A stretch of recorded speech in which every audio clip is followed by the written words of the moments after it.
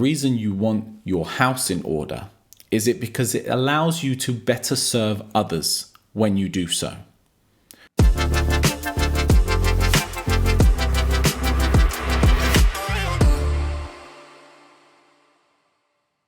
What's up, guys? I hope you're well. Yesterday, I actually didn't get a video out, and it's the first time since starting this channel that I failed to hit my upload schedule. But yesterday, to be very honest with you, I felt a very strong need to get my house in order. Or for want of a better term, get my shit together. I really felt the need to go through all areas of my life. And we spoke the other week about doing a mental MOT. Well, my life needed, in my opinion, a full service.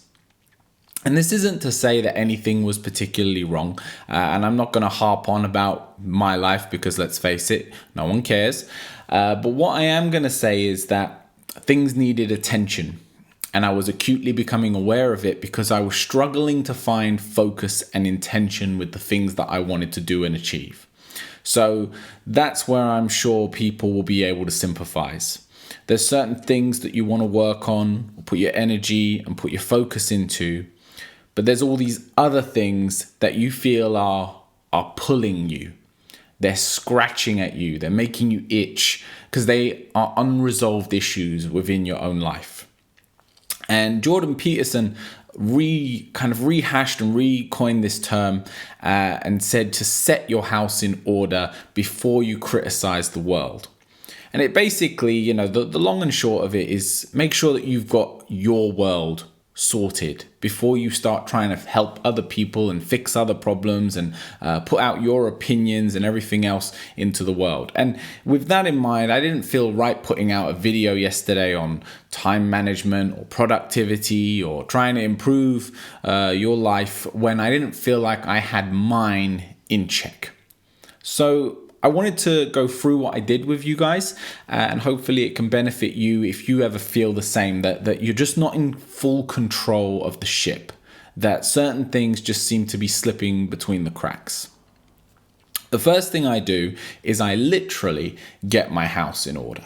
So I do a deep clean.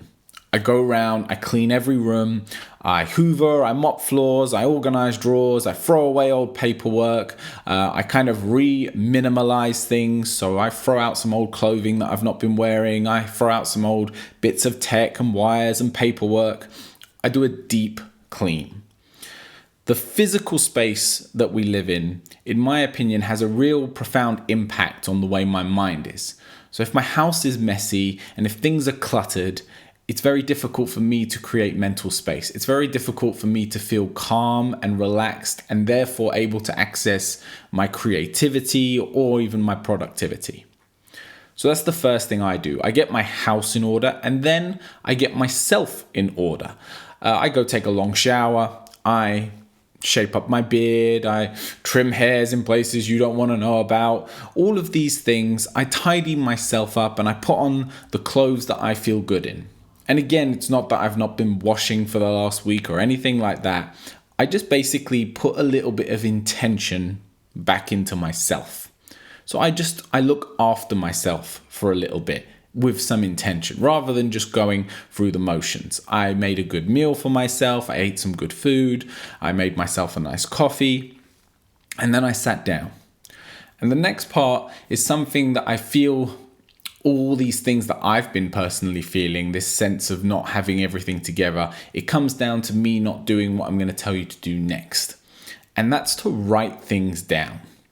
Now you'll hear this referred to as journaling, as keeping a diary, as keeping a daily log.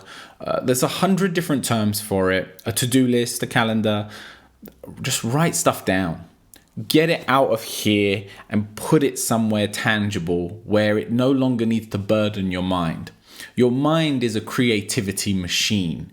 It's not a memory bank. It's not designed to keep all the stuff that you need to get done or that you want to achieve buried in it. Put that in a physical space. And I really don't care how you do it. Use a notebook. Use an app. Use a with a Word document on your computer. It really doesn't matter. Use a whiteboard, but find a way of getting out of here and onto something where you can read it, where you can see it. Personally, I've turned back to physical notebooks recently. I've done a lot of things digital, and the big benefits of doing things digitally is it's much faster to input things. It's much faster to edit things. If you make mistakes, it's much easier to fix, and it's even easier to find things, search functions and all the rest of it. The problem I find with digital, and this might just be me, but I'm sure some of you have experienced it as well. One, it's distracting. If I'm using a computer to try and clear my mind, the computer has so much stuff that I can be doing that can affect me and my productivity that it's almost not worth the risk. I know myself well enough that I won't avoid the temptation of going on the internet, watching YouTube videos, listening to a podcast, listening to music. The physical notebook, it forces me to detach myself, to get back in touch with just myself rather than the World Wide Web and everything entwined into it. It's also, like I said, it's a slower way of inputting things, but it requires you to then input with a little bit more intention. I don't want to sit there and write for hours. I want to do it in half an hour. So I really have to sit and think about what is actually worth putting pen to paper for. What is worth, and I try to condense my thoughts and my mind down to just the essentials. And also, the physical act of writing is like a second way of processing things. So not only am I getting it out of my mind, but I'm filtering it through my mind so that maybe I can create bigger ideas of things or get a clearer outlook on what I'm trying to achieve. Now, what I actually write down starts with what's called a brain dump. And a brain dump is, as it suggests, you just get everything out. You just start writing down everything. So write down all your to-dos that you've got in your head, all the stuff that you need to do. Write out everything you're feeling. Write out all the people that are annoying you and the reasons thereof. Write all the things in your life that you don't like. And just basically just get all the nastiness out on the page. And just keep going until you just feel like you're going around in circles and you've said everything that needs to be said. That there, if you think about it, it's like you've cleaned your house. You've got your house in order in the sense that you've pulled everything out from under the bed, from under the cupboard. You've just got it all out and you've laid it out in front of you. Now, some of it is going to get thrown away. Some of it is garbage. Some of it is just negativity that's just festered. And by writing it down, James at work is annoying me, you're just going to see that and go, you know what? That's just something I just need to let go of. That's just an emotion and a feeling I'm having right now, and I just need to throw that away. Other things need attention. Other things, they might be a job. They might be a relationship. They might be a task. They need you to now pay some attention to them and get them done. So once you've got everything out, then start trying to divide everything. The same way, you're cleaning your drawers, you've pulled all the clothes out, you're going to put them back in now, but you need to divide things appropriately. T-shirts here, jumpers here, trousers here. Tasks. Get everything that is an actionable task that you could just go and do right now. I need to go do that refund. I need to go post that letter. I need to go write that email. Put that in one column.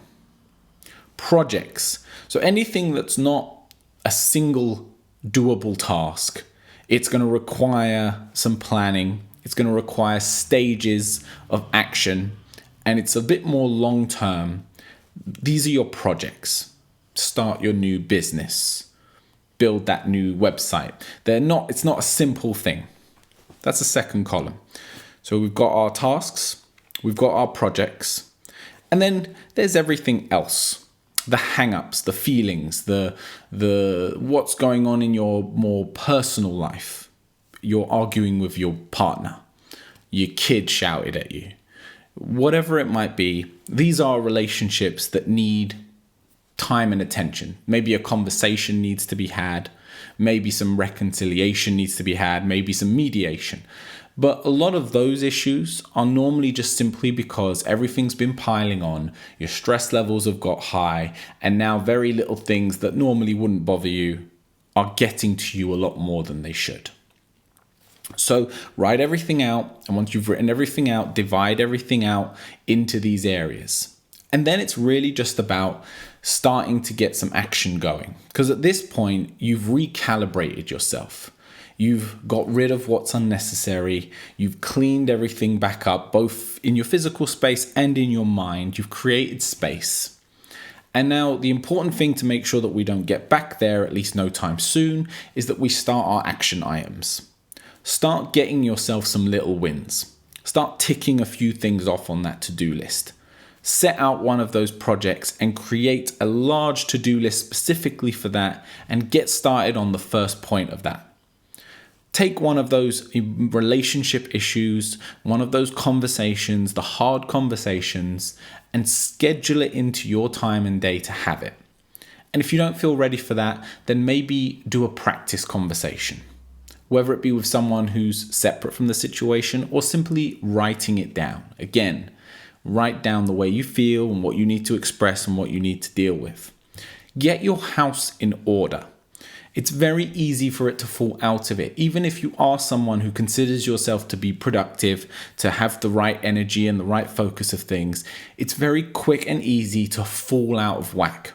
And it's normal. And we spoke the other week about this MOT idea, this maintenance of your vehicle. This is just what this is. Every now and then, things are going to accumulate. And when it's a more high stress situation or you've got a bit more going on, more things are going to be put on the back burner, are going to get stuffed under the bed.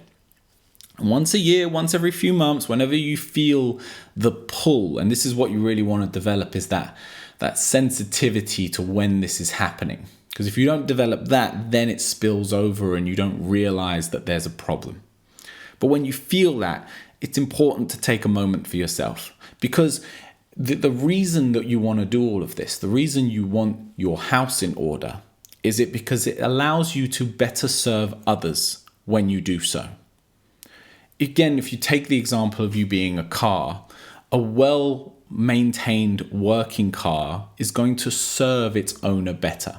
It's going to do a better job of getting you from A to B. Whereas a car with deep issues that never get resolved, never get seen to, has a far greater likelihood of breaking down on you, of letting you down. And we don't want to let people down. Sometimes we need to be selfish in order to help others. We need to take some time for ourselves so that we can get everything in order, that we can optimize ourselves to then be able to go out in the world and do our service to everyone else, whatever that might be, you or your job, being a good partner, being a good dad, a good mother, whatever it is for you. But you need to be together first. So get your house in order, get your shit together, and as always, take care of yourself.